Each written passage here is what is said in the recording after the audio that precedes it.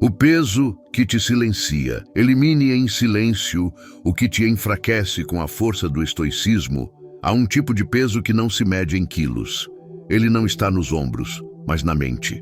Ele não curva sua coluna, mas dobra seus pensamentos. É o peso invisível de tudo aquilo que você não diz, não enfrenta, não encerra. O peso das relações que te drenam, das vozes que te julgam, das batalhas internas que você ignora. Esse peso silencioso, dia após dia, te distancia de si mesmo. E o mais perigoso é que ele se disfarça bem. Vem travestido de prudência, de rotina, de hábito, de normal, mas por dentro ele te corrompe. Neste vídeo, vamos explorar em silêncio 9 raízes ocultas desse fardo. Não com fórmulas prontas, mas com reflexões estoicas, metáforas que falam mais que 1000 palavras e práticas que não precisam de palco para transformar. A verdadeira revolução não faz barulho. Ela começa quando você escuta, pela primeira vez, aquilo que está calado dentro de você há muito tempo. O julgamento dos outros é um teatro silencioso. Quantas escolhas você fez com medo de desagradar? Essa pergunta pode parecer simples, mas ela revela uma prisão invisível onde muitos vivem. O medo de desagradar não é só social, ele é ancestral. Desde os tempos das cavernas, o ser humano foi programado para buscar pertencente, pois ser excluído significava morte. Hoje, esse instinto continua vivo, mas o risco não é mais físico, é emocional. Vivemos encenando papéis em um teatro onde o público nunca aplaude. Cada decisão filtrada pela expectativa alheia é uma cena perdida de autenticidade. A prudência, quando nasce do medo, é só covardia vestida de razão. Não é o momento, dizemos, mas o que realmente queremos dizer é: tenho medo de não ser aceito. Sêneca dizia que a liberdade começa quando deixamos de viver sob a régua dos... E a ciência confirma. Quando você é rejeitado, o cérebro ativa a mesma área que responde à dor física. Mas há um caminho. A exposição consciente, o treino de se mostrar sem justificar, de silenciar onde antes você implorava por aceitação. Comece pequeno. Não explique por que recusou um convite. Não justifique uma escolha pessoal. O silêncio, quando vem de dentro, é um escudo. Ele protege sua verdade da manipulação emocional. E aos poucos, você percebe: quem te julga está apenas tentando encobrir os próprios medos com o aplauso do coletivo. A relação que te drena é o que te impede de crescer. Às vezes, amor próprio é calar e ir embora sem fazer barulho. Essa frase resume o gesto mais libertador e mais difícil que alguém pode realizar. Algumas conexões não são vínculos, são algemas. E muitas vezes, quem nos prende é alguém que já foi porto seguro. Jung falava da sombra que se esconde nas relações. Há laços que não te curam, te mantêm doente. Você insiste, se culpa, tenta salvar. E esquece que permanecer onde você sangra em silêncio é uma forma lenta de suicídio emocional. Mas e se eu magoar alguém? A pergunta mais comum e a mais equivocada. O que nunca se pergunta: e se eu continuar me magoando por essa pessoa?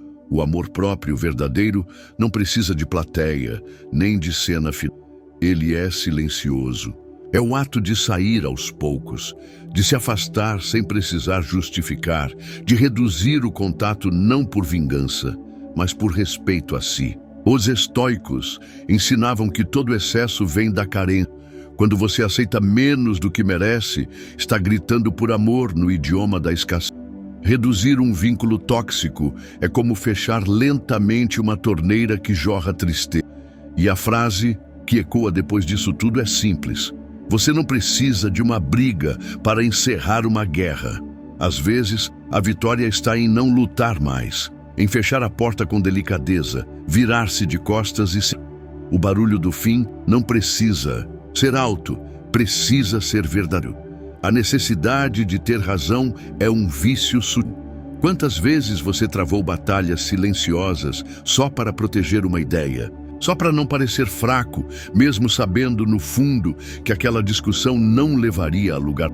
A necessidade de ter razão nasce do medo de desaparecer diante da própria... É o reflexo automático de um ego inseguro que prefere se agarrar à ilusão de superioridade do que se abrir à transformação da escuta. Sêneca dizia que o silêncio pode ser o argumento mais poderoso, não por covardia, mas por autocontrole.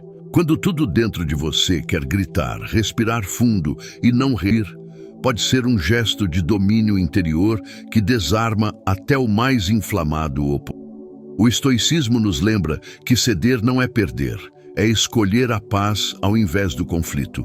Estudos em neurociência mostram que a ativação do córtex pré-frontal, a região responsável por decisões racionais, acontece quando conseguimos pausar por apenas 3 minutos antes de... Essa pausa é uma fresta entre o impulso e a escolha consciente. Um espaço onde você decide quem quer ser, o reativo ou o sábio. E nesse silêncio contido, há mais força do que em 1000 palavras lançadas ao vento. Ao abrir mão de estar certo, você se abre para algo mais profundo, estar em paz. O ego sempre vai querer ganhar, sempre. Mas é preciso observar com honestidade o que se perde quando se vence uma... Às vezes, ao calar-se, você salva um cúmulo. Em outras, salva a si mesmo. A verdadeira coragem está em reconhecer que nem toda batalha merece seu desejo. E quando você finalmente entende que o preço de vencer pode ser alto, começa a escolher melhor seus combates. Porque o silêncio, quando é fruto da sabedoria e não da opção, se transforma em escudo e espada ao mesmo. Esse vício sutil de querer sempre estar certo é um espelho. Ele reflete insegurança, medo e muitas vezes a necessidade de validação. E como todo vício, ele se alimenta da repetição. Toda vez que você insiste em ter a última palavra, reforça a crença de que só é forte quem se. Mas a vida, como a filosofia estoica nos mostra, não é uma arena de vitórias, é um campo de treino. E treinar o silêncio, cultivar a escuta e aceitar que a beleza em não precisar provar nada a ninguém é um dos exercícios mais sublimes da maturidade. O ruído é um invasor silencioso. O excesso não é abundância. O mundo moderno nos ofereceu uma promessa falsa, a de que quanto mais conectados estivermos, mais informados, mais produtivos, mais completos. Mas essa conexão constante se tornou uma prisão invisível, um ruído sutil que invade nossa mente mesmo quando não percebemos. As notificações piscam como sussurros ansiosos, competindo com nossos próprios pensamentos. E nesse fluxo interminável de estímulos, vamos perdendo a capacidade mágica, ouvir a nós. Thich Nhat Hanh dizia que o silêncio é o som da presença. Mas como cultivar presença num mar de distrações? O que muitos chamam de informação é, na verdade, distração disfarçada. Estamos tão cercados de vozes externas que esquecemos o tom da nossa própria. Cada deslizar de dedo na tela é uma fuga inconsciente daquilo que realmente importa. O ruído digital não é apenas barulho, é ausência de foco, de profundidade, de solitude. Ele infiltra-se como um invasor silencioso e, aos poucos, desmantela a fortaleza interna da mente estoica. E quanto mais barulho fora, mais difícil é distinguir o que dentro. A mente sobrecarregada não reflete, apenas reage. E reagir é perder o domínio. A prática do silêncio consciente é uma forma de revolução. Desligar as notificações por 48 horas, reduzir o uso de redes a períodos intencionais, criar pequenos santuários de ausência digital ao dia. Não como uma negação da realidade, mas como um resgate da sanidade. Porque não se trata de demonizar a tecnologia, mas de retomar o controle. É como limpar um espelho embaçado para poder se ver de novo. Nesse espaço limpo de ruídos, algo precioso volta a emergir. Clareza. Uma clareza que não grita, apenas sussurra. E esse sussurro basta para reorganizar o caos. Imagine a mente como uma paisagem coberta de névoa. A informação excessiva é essa névoa, turva, densa, abafando as cores, escondendo os caminhos. Quando tudo te grita, você se cala. Quando tudo te distrai, você se perde. Mas o silêncio, esse silêncio escolhido, é o vento que dissipa a névoa. De repente você enxerga de novo. Você lembra do que buscava. Você se reconecta e não entende. O ruído que parecia inocente era, na verdade, um de si. E a cura não está no isolamento, mas ciência. Porque toda mente precisa de silêncio descer.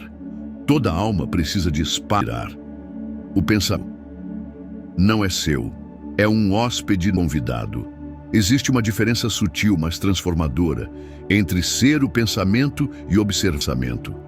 Essa distinção, embora muitas vezes esquecida, é a chave para libertar-se do peso das narrativas internas que corroem a alma em silêncio. Quando você se identifica com tudo o que sua mente diz, torna-se prisioneiro de uma voz que nem sua. Carl Jung dizia que aquilo que não se torna consciente se manifesta em nossa vida destino. E talvez o destino que você sente pesar sobre seus ombros seja apenas o reflexo de pensamentos não examinados, aceitos como verdades absolutas. Mas o pensamento passageiro e você não. A mente fala sem amada. Ela sussurra inseguranças, revive humilhações antigas, prevê fracassos que ainda nem aconteceram. E acredita, a emoção segue o roteiro do pensamento como um ator segue o script de uma peça. Mas quando você observa em silêncio e diz, isso é só pensamento, algo mágico acontece. Você descola sua identidade dessa voz interna. Você para de ser o medo, a culpa, a dúvida, e passa a ser o espaço onde esses sentimentos surgem e aparecem. Esse é o verdadeiro poder do autodomínio. Não é controlar a mente, é deixá-la falar. A ACT Therapy chama isso de desfusão cognitiva, a capacidade de se desligar das ideias que surgem automaticamente. Quando o pensamento negativo aparece, em vez de combater ou tentar calar, acolhe-se com um olhar de curiosidade. Interessante, e isso é só um pensamento. Ao fazer isso repetidamente, você quebra o feitiço. A mente para de dominar. O pensamento perde a gravidade e o silêncio emerge, não o silêncio vazio, mas o silêncio lúcido de quem compreende que não é obrigado a acreditar em tudo que pensa. É nesse ponto que começa a verdadeira liberdade. Você não é fraco por ter pensamentos negativos. Você é humano, mas tornar-se refém deles é escolha inconsciente. E agora você está acordando. A presença observadora que existe em você é como uma janela aberta.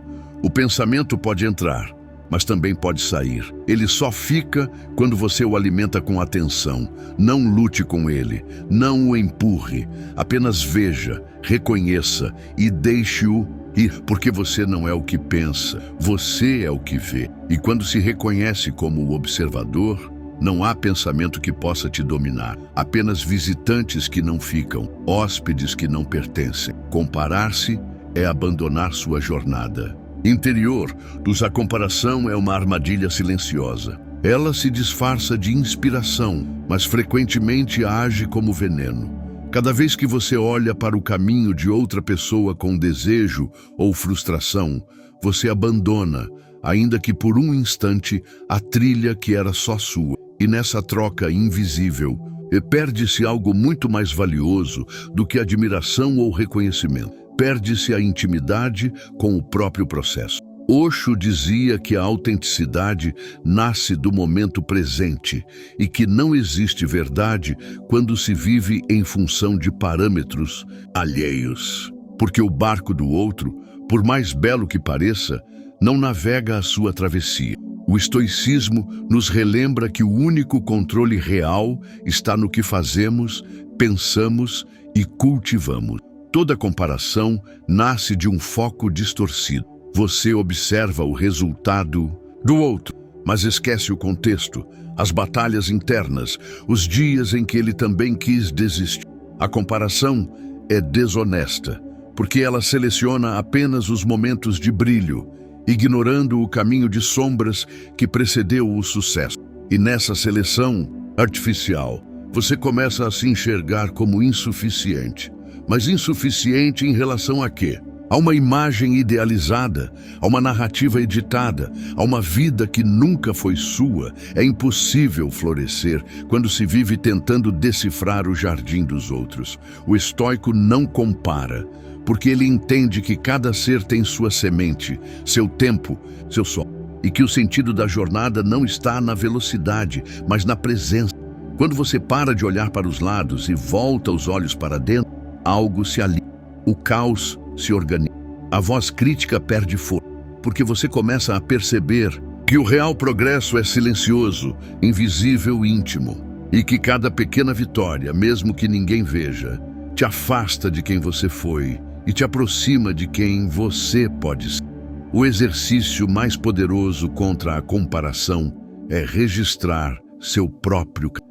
3 vitórias por semana, 3 momentos em que você foi fiel a si, em que superou uma reação, rompeu um padrão, fez silêncio em vez de ceder à raiva. Não precisa ser grandioso, precisa ser verdadeiro, porque é nesses pequenos marcos que a autenticidade se fortalece. E quando você se vê de forma real, não há distorção externa que te abale. A metáfora do espelho rachado ilustra bem isso. Se você enxerga sua imagem apenas pelo reflexo dos outros, verá tudo distorcido. Mas se limpar o espelho interno, verá a si mesmo e verá com clareza. O verdadeiro despertar não faz barulho. O que realmente transforma um ser humano não é o grito, o espetáculo ou a revelação grandiosa. É o instante silencioso em que algo se alinha dentro dele. Um insight que surge sem alarde. Um entendimento que brota como um sussurro entre o caos. O despertar genuíno não precisa de plateia, não precisa de palmas. Ele acontece nas horas em que ninguém está olhando. Quando você encara suas sombras sem fugir. Quando o peso da dor se transforma, não em raiva, mas em lucidez. É nesse ponto que algo muda para sempre. Não porque o mundo mudou, mas porque o modo como você o observa já não é mais o mesmo. O mundo espiritual, filosófico e psicológico sempre intuiu. O Buda despertou em si. Cristo se retirou para o deserto. Epicteto encontrou sua liberdade em meio à escuridão. Não houve fogos, não houve euforia. Houve presa, aceitação, clareza. A mente moderna, viciada em estímulo e em recompensas instantâneas, espera que o despertar seja um clímax emocional. Mas o despertar real é como a brisa que você só percebe que algo mudou quando nota que a dor já não te comanda como antes, que o desejo de controlar foi substituído por um estado de obsessão, que o que te irritava agora apenas passa por como nuvem, sem deixar tempestade. O verdadeiro despertar também destrói. Ele não só revela verdades, ele desmonta mentiras. Ele dissolve identidades construídas sobre máscaras, e esse processo raramente é confortável, porque perceber que você viveu uma vida inteira obedecendo medos, crenças limitantes e expectativas externas é como assistir à própria história sendo reescrita sem permissão. Mas é justamente aí que nasce uma nova liberdade. A liberdade de não precisar mais fingir, de não precisar mais agradar, de não ser mais um personagem na peça de ninguém. O despertar não te faz melhor, ele te faz mais real, mais inteiro, mais... Por fim, há um segredo que poucos têm. Despertar dói, mas dormir dói mais. Porque a ignorância confortável cobra um preço silencioso. Ela esgota a alma aos poucos. Já o despertar, mesmo que árduo, entrega um sentido profundo a ele. Você passa a enxergar a vida como um caminho, não como... Cada gesto carrega da silêncio, sabedoria. E mesmo que o mundo ao redor continue o mesmo, você se torna um ponto de paz dentro do chão. Não há vitória maior do que essa. Ser o olho calmo no centro da própria tempestade. O silêncio interior que trama.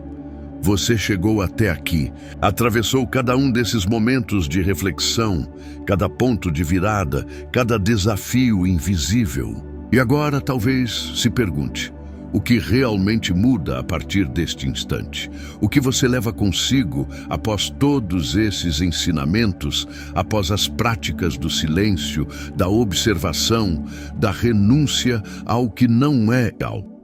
A resposta é simples. Você se torna o protagonista da sua própria vida. Não mais prisioneiro das expectativas dos outros, não mais um eco de vozes externas. O que era pesado, agora encontra espaço para dissipar. O que era silêncio, agora ressoa com força. O que antes parecia uma dor, enfim, agora se transforma em força. Você se alinha com a verdade que sempre esteve dentro de você. Não há mais necessidade de alarde. Não há mais necessidade de justificar sua jornada a ninguém. Você simplesmente segue. Seguir, você muda o mundo ao redor, sem precisar anunciá-lo. O estoicismo nos ensina que o maior poder é o de dominar a própria mente. Não se trata de controlar o mundo ou de impor nossa vontade aos outros, mas de entender onde podemos exercer nossa influência e onde devemos simplesmente estar. Não se trata de ter razão, mas de cultivar paz interna, sem se deixar consumir pelo ruído externo. Isso, por si só, já é uma grande transformação. A verdadeira liberdade, a verdadeira paz, vem do conhecimento profundo de si e da coragem de ser firme, mesmo no silêncio. O que você elimina, o que você deixa para trás, não precisa de explicações. O mundo não precisa ser avisado. O que é real será sentido na sua presença. E se você parar para refletir sobre isso, perceberá que o silêncio, o espaço que você cria em sua vida, é onde realmente mora a sua força. No silêncio, você encontra sua essência, sua verdade. No silêncio, você acerta. Este é o convite que você continue caminhando em silêncio. Deixe que os outros sigam com seus gritos e suas expectativas. Você agora tem uma nova jornada pela frente, onde as escolhas são feitas não pela pressão externa, mas pela clareza interna. A sua paz será sua força, e o mundo, eventualmente, reconhecerá essa transformação, mesmo palavras. No fim, como dizia Marco Aurélio, a única coisa que realmente temos controle é nossa própria mente. E quando conseguimos dominar nossas reações, nossas emoções e nossa visão do mundo, o resto se torna apenas um reflexo do que já fomos capazes de conquistar dentro mesmos. E assim você encontrará a verdadeira liberdade, silenciosa, mas poderosa. O mundo não precisa saber, porque no silêncio de sua alma você já se libertou.